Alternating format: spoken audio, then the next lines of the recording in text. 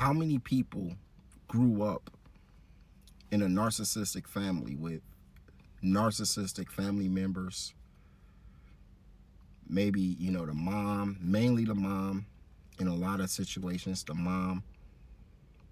And what happened was that ended up breaking up the family. Now here you are an adult, and you had all her narcissistic traits passed down to you.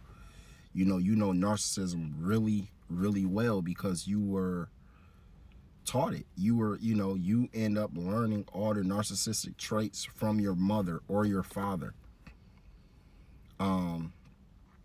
Let's be real. If you grew up in a family member like that, let me know in the comments. It's tough because you grow up, especially if you have siblings, right? And y'all end up damn near hating each other because of the mother. She played favoritism. She put the family in a certain dynamic where if anyone tried to get out of that dynamic, then they would get, embarrassed or yelled at or made them look silly. I grew up in a family like that.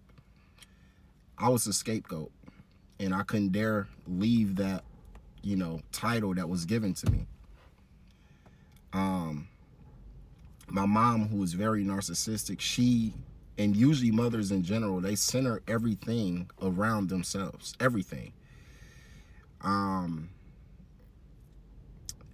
In a narcissistic household, the mother needs emotion and image always comes first, always. Everyone else is forced to cater around her, leaving very, very little room for genuine love, individuality, or, emotional safety. And when you're a kid, you need all of those things. You need genuine love. You need to know what it's like to be yourself. You need some individuality. You need some emotional safety to know when things go bad, you have someone to go to. But when you have a mother who is very narcissistic, she makes that very hard. That often creates a divide and competition within a family. 9 times out of 10 it do.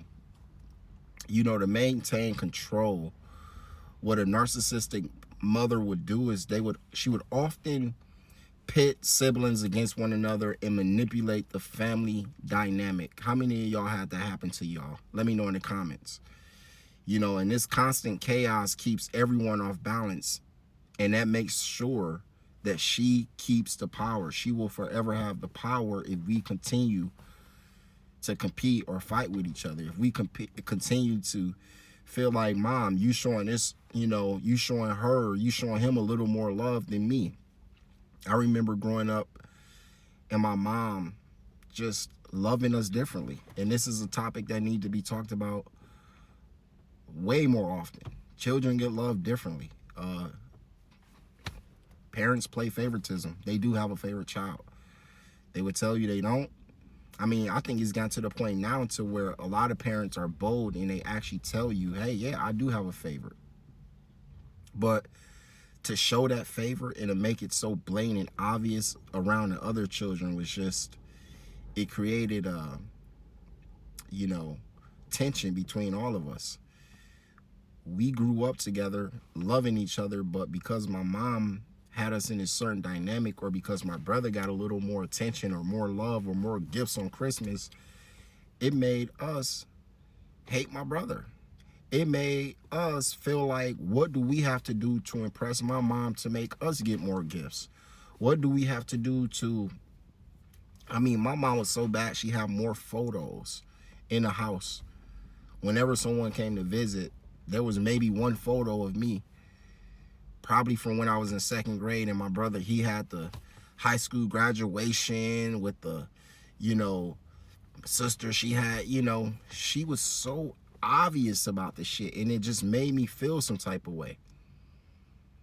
And as we grew older, it was like my brother was just being him, but at the end of the day, I had this disdain toward him because I felt like, why? That was my mom. She created that dynamic between us. And a lot of times in these families, emotional neglect becomes the family normal. Like, it's normal to neglect, you know.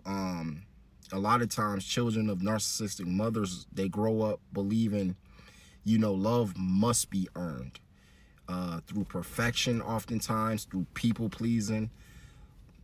All of my siblings are people pleasers, because they all were in competition to make my mom happy. And that's from her manipulation, that's from her narcissism. And that mindset usually follows a lot of the kids into adulthood. And that damaged relationships, that damaged their self-worth. A lot of kids or adults, they don't know how to maintain a relationship. I had a couple relationships where all I knew was narcissism, because that's all my mom did. And so I didn't have to read a book, or I didn't have to watch a video to learn how to be narcissistic. It was just second nature for me. And in those relationships, I end up becoming a narcissist in all those relationships, because it was passed down from my mom. You know, oftentimes, you know, kids, they don't even have a choice on whether or not they become neglectful toward their kids, or narcissistic, or if they become manipulative, because they pick up a lot of these traits just by being around their parents. And it's like, if you don't get to a point to where you end this cycle, the cycle will continue. I couldn't help that my mom was narcissistic. I couldn't help that her mom was a narcissist, and then her, you know, and then it was just continued to pass down. I vowed to make a change right now. I will not do that shit with my kids, even though I won't have any kids. You know, I have a cat.